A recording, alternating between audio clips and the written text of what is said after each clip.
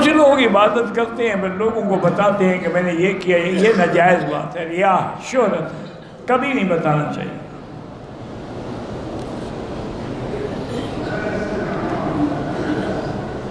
اگر کوئی بندہ واقعہ کربلا اہل سنت والجماعت کی کتاب سے پڑھے یا عالم سے سنے اور رو پڑھے تو کیوں نہ روئے؟ حضرت حسین سے کس کو محبت نہیں ہے؟ وہ تو شباب سیدہ شباب اہل الجنہ ہے، وہ تو محبوب ہے محمد مصطفیٰ کے۔ ہم کہتے ہیں یہ ماتم کرنا جو ہے یہ حرام ہے۔ پاکستان میں لوگ محرم میں شادی کرنا جائز سمجھتے ہیں، بالکل بے وقوفی کی بات ہے، بدعت ہے، بلکہ محرم میں شادی کرنی چاہیے۔ حضرت حسین نے خود شادی کی بیٹے کی محرم میں۔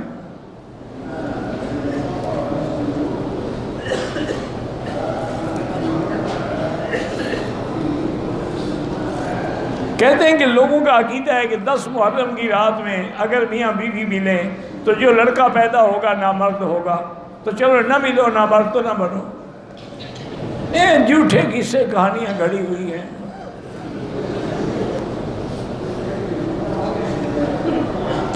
پاکستان میں لوگوں کا عقیدہ ہے کہ عورت کو حمل ہے تو سورج گرہن یا چاند گرہن کی صورت میں کوئی کام نہ کرے۔ یہ بھی جھوٹا عقیدہ ہے، یہودیوں کا اور ہندوؤں کا عقیدہ ہے۔ ہم کوئی سورج پرست ہیں؟ میری بیوی کو نظر لگ جاتی ہے تو کسی کو نہ دیکھنے دیا کریں۔ پردے میں ہوگی نظر نہیں لگے گی، تمہاری لگتی ہوگی خود۔ ماشاء اللہ کہہ دیا کرو، لا حول پڑھ لیا کرو، نظر نہیں لگے گی۔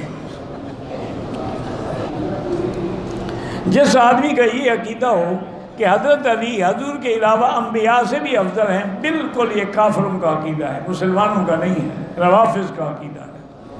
نبی نبی ہوتا ہے۔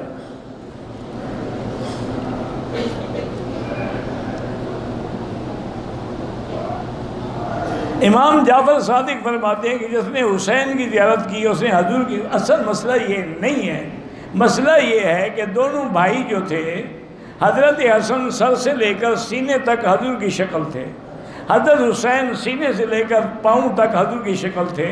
تو صحابہ کہتے ہیں کہ دونوں بھائیوں کو اکٹھا کھڑا کر دو تو تصویر نظر آ جاتی تھی محمد مصطفیٰ کی۔ حجر اسود روشن تھا، چمکتا ہوا تھا، نور تھا، لیکن حضور نے فرمایا سبدت خطایا بنی آدم، بنی آدم کی اولاد کے گناہوں نے چوم چوم کے سیاہ کر دیا ہے۔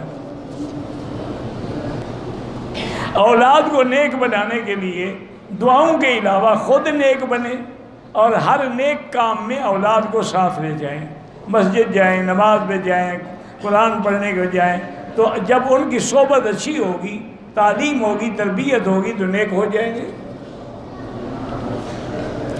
ایک ہی تھیلے میں جوتی اور قرآن رکھ سکتے ہیں نہیں رکھ سکتے، قرآن کی توہین ہے کہ جہاں جوتا رکھا ہے وہاں قرآن رکھو گے۔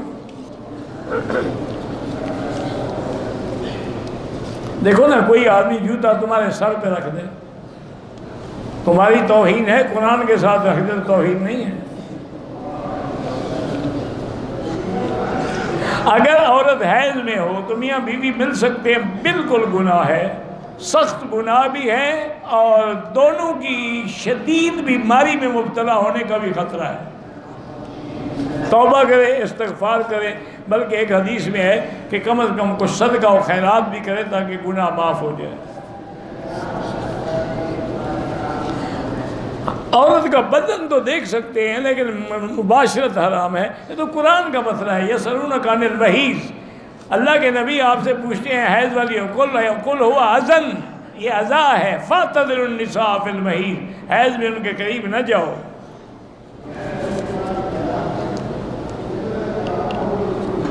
بیوی کو حیض ہو تو مرد اپنی شہوت کیسے پوری کرے؟ دوسری شادی کر لے، پوری ہو جائے گی۔